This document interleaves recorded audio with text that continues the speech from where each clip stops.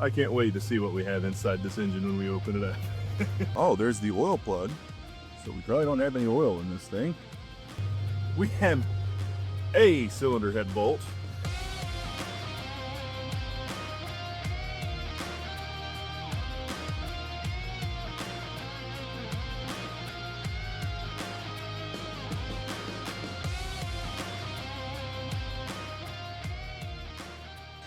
Hey guys, we have another episode of a series I never really intended to start, but has really taken off by accident. We have another broken Rover today. This is a 2016 LR4 with the supercharged V6.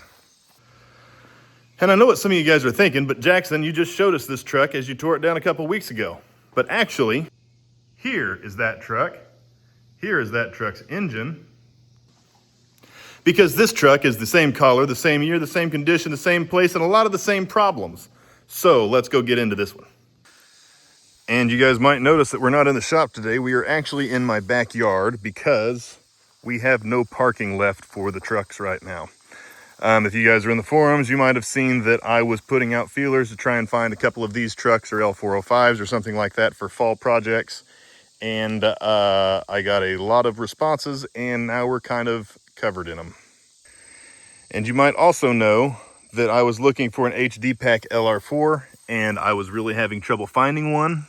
And so we've got a couple that are not HD packs, and I finally found this one at auction, and we got it because it is an HD pack. So I really paid more than I wanted to for this truck, but there just aren't any of these out there that I could find for a decent price. So we bid on this one on Copart out in Salt Lake City. We got it really cheap. I had to pay like 3 times as much as we paid for the truck to have it shipped out here to Indiana.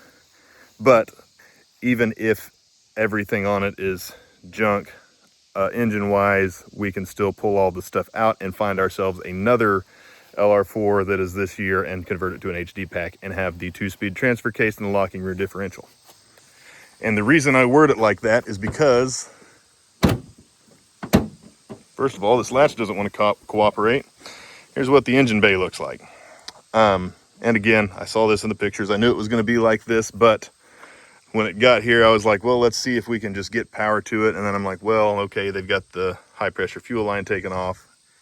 And then I peeked in here to see where the battery is. And, you know, we got a fuel rail and bolts and yeah. So this guy went to auction in May and somebody bought it. And then about a month and a half later, it turned up on Copart and it had been torn down like this. So I'm guessing somebody bought it thinking they were going to fix it, got in this far over their head and then sent it to Copart. So this is where we are. So for today, what I'm going to do is just start going through all of our parts here and see if we have one engine's worth of parts in this engine bay, see if the engine turns over, and see if we can figure out what kind of problems they had with it, because I have no idea what to expect here. But right off the bat, I think they had some kind of radiator problem. I'll have to get that replaced. Let's just make a couple of piles here. All right, well, that was easy. Let's see, we got a purge valve, we got a vacuum line. All right, we have no cam phaser actuators. We got PCV lines, airbox, this stuff, none of this is attached. Let's just take this all out together. There's our airbox plenum. That's the easiest I've ever installed one of those. There's our fan. That's easy to get off. Those are usually pretty sticky. All right, our front crossover pipe isn't obviously broken. Probably more of a problem of that blown line on the radiator. We've got a fan pulley, battery keeper, steering pulley, keeper for the auxiliary battery. I don't see either of the batteries here, as a matter of fact. Yeah, that's not. We've got a fuel rail. We've got 2 fuel rails. High pressure fuel crossover line. Yeah, I'm going to put fuel stuff in the trip so that we don't get any dirt in the fuel rails for no reason. Oh, there's a tensioner shell. That's interesting because the lower timing cover's on. heater hose stub. Here are those cam phaser actuators. These are the, I've never actually seen those taken off. Those are the studs that hold the engine cover on. Oh, there's the oil plug. So we probably don't have any oil in this thing. Camshaft position sensor, that is the oil filter housing gasket. Other camshaft position sensor, there is the timing chain tensioner housing. That is not a genuine one. I can't wait to see what we have inside this engine when we open it up. We have a cylinder head bolt. There's a tensioner.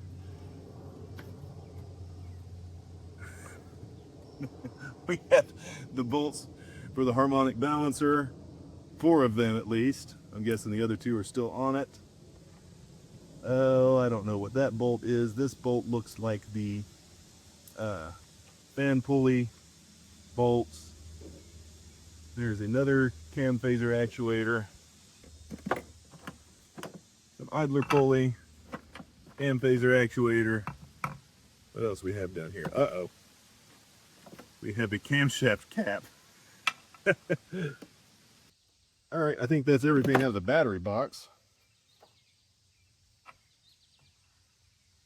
Oh, we have no bolts or no screws on our intercooler. Not like I care if I put a hole in this radiator, so let's just get this stuff out of here. That's in backwards. No. On the brake box. Also pre-disassembled.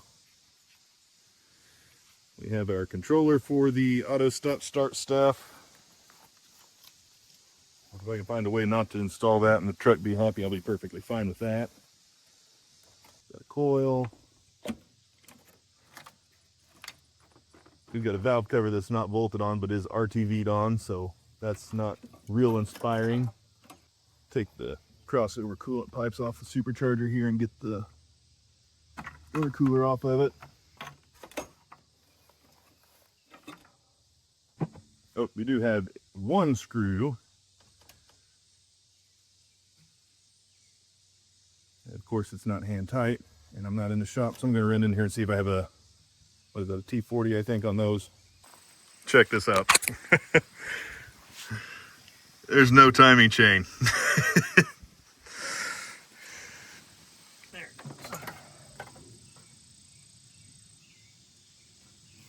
I was going to turn the engine over to see if it ceased, but if I turn the engine over, I'm just going to drive this into whatever valves are down. So on the off chance, oop, we got some more parts.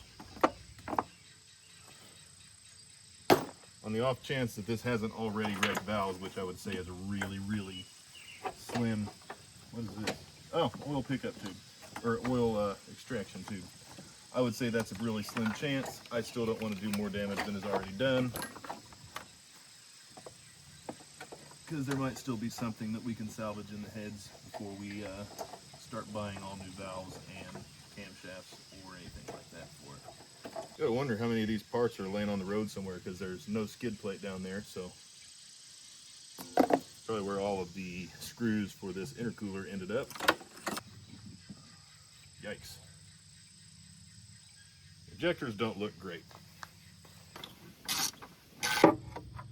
Pretty sure this is not supposed to be a T30 screw, but it is. There we go. All right, well, good news, bad news. We don't have any tappets in here, so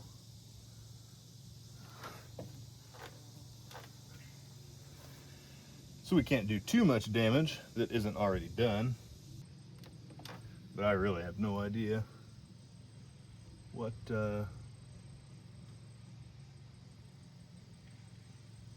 let's see, a head gasket. Yeah, I don't know if there's a head gasket under that cylinder head.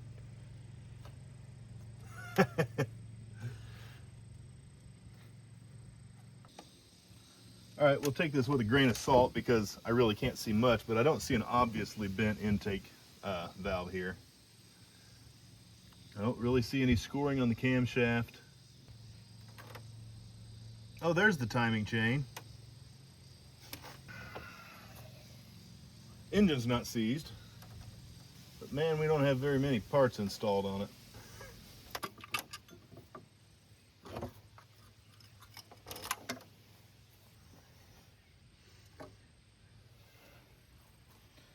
All right, there's our aftermarket timing chain. That shouldn't be too surprising at this point.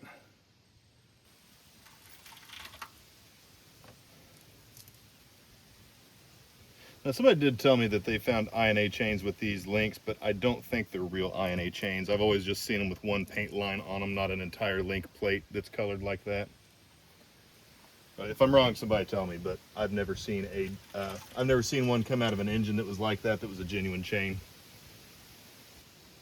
So I'm just looking through here thinking it's really not all bad news. Our camshafts look fine.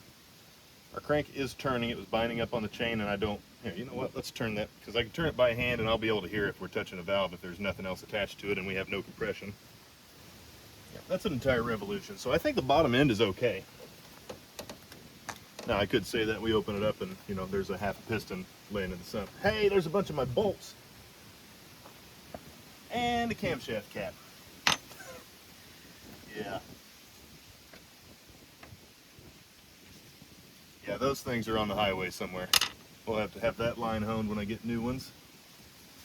I don't see a head gasket over here either. I don't see one. That's not to say that it's not in there. It could be, because I think you should be able to see it right here. I think you usually can, and I don't. And I think you should be able to see it at the back of the heads too, and I don't, but I could be wrong.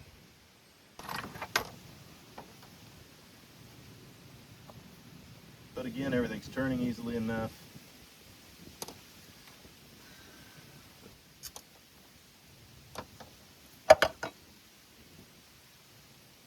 Okay, so I've got the fuse and the relay pulled for the high pressure, or for the low pressure fuel pump. I'm going to try and get power here.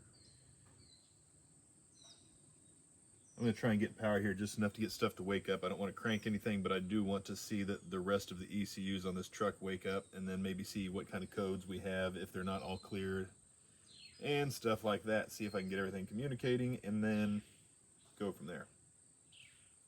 It's easier said than done. Now I'm going to open the door and make sure that we don't blow fuel all over the place like I did last time I did this. Okay, well now we've got it woken up. 170,482 miles, not too bad. We have misfires on a couple of different cylinders, and then all kinds of communication errors that probably have a lot to do with the condition of the engine bay right now. So I'll go ahead and get this stuff pulled off here now that I see everything is waking up, and then get back to it. All right, well, it is getting ready to rain on me, so I need to start getting this stuff up. I think that is going to be as far as we're getting into this right now. I know at least the major stuff that I'm missing.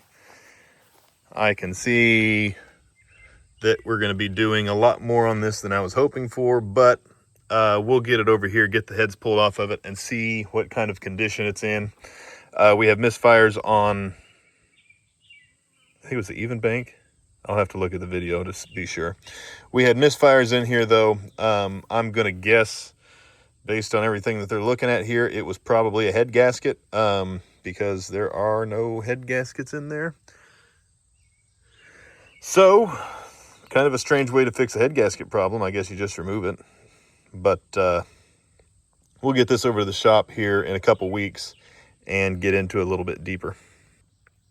But I think that's all I've got for right now. If you guys want to see more on this truck or any of the other projects we've got going on, don't forget to like and subscribe. Thanks, guys.